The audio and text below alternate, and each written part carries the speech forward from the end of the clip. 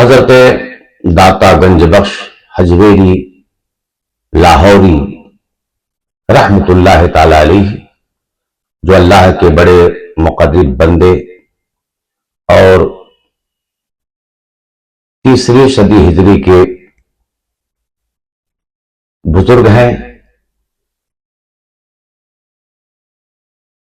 حضرت داتا گنج بخش حجویری رحمت اللہ تعالی علیہ کا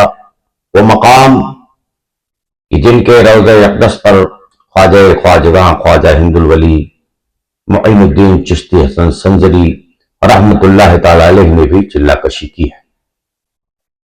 اور ان کی بارگاہ سے فیض حاصل کیا ہے۔ حضرت داتا گنج بخش حجویری رحمت اللہ تعالی علیہ کا ایک واقعہ کہ جب وہ اپنے پیر و مرشد سے اجازت پا کر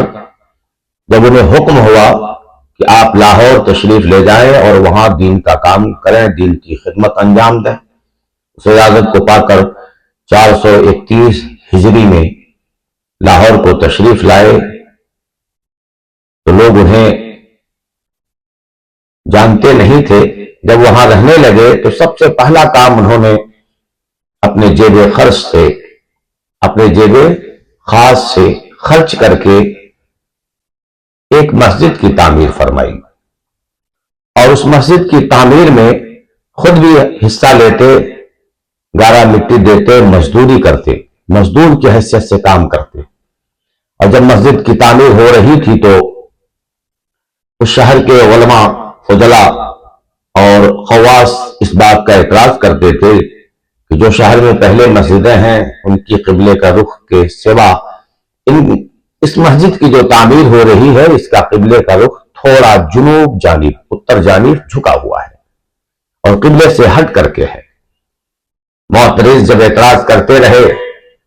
اور داتا گنج بخش حجویری رحمت اللہ تعالی علیہ اس اعتراض کو سنتے رہے اور خاموشی سے مسجد کی تعمیر کرتے رہے۔ ایک دن وہ بھی آیا کہ مسجد کی تعمیر مکمل ہو گئی اور اس پر مسجد کے افتتاح کے لیے علماء کو، فضلاء کو، شفیاء کو، خواص کو، عوام کو، پورے شہر پورے علاقے والوں کو دعوت دی کہ مسجد کی اس تاریخ کو افتتاح کی جائے گی، نماز ادا کی جائے گی۔ سارے لوگ نماز کے لیے اس مسجد میں حاضر ہوئے۔ جب داتا گنج بخش علی حجویری رحمت اللہ تعالی علیہ نے نماز پڑھائی اور نماز پڑھانے کے بعد عوام کی طرف مخاطب ہوئے اور مخاطب ہو کر کے کہا کہ آپ حضرات کا یہی اعتراض ہے نا کہ مسجد کا جو رخ ہے وہ قبلے کے سمت سے تھوڑا ہٹا ہوا ہے، تو آپ کے اعتراض کو حل کر دیا جائے۔ حضرت نے سب کی آنکھیں بند کروائی اور کہا کہ تصور کی نظر سے قبلے کی طرف دیکھیں۔ سب نے تصور کی نظر سے جب قبلے کی طرف دیکھا تو دیکھتے کیا ہے کہ درمیان کا سارا حجاب ہٹ جاتا ہے اور کعبہ شریف ان کے نظروں کے سامنے نظر آتا ہے اور مسجد اور کعبہ شریف کے درمیان جو رخ ہے قبلے کا بالکل سیدھا موجود ہے۔ اور لوگ حیران ہوئے کہ جو مسجد اب تعمیر کی گئی جس پر اعتراض ہے، قبلے کے رخ سمت تو بالکل صحیح ہے اور شہر کے جو دوسری مسجدیں ہیں بلکہ وہی مساجدیں کا قبلہ ہٹا ہوا ہے۔ سب نے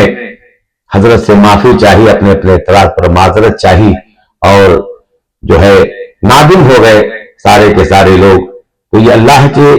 برگزیدہ بندوں کا، اللہ کے مقرب بندوں کا یہ نظریہ رہا ہے کہ پہلے وہ سمجھاتے ہیں، بتاتے ہیں، جب بات سمجھ میں نہیں آتی ہے تو دکھا دیتے ہیں۔ کسی نے کہا ہے کہ الٹی ہی چال چلتے ہیں دیوانے گانے عشق، الٹی ہی چال چلتے ہیں دیوانے گانے عشق، آنکھوں کو بند کرتے ہیں دیدار کے لیے۔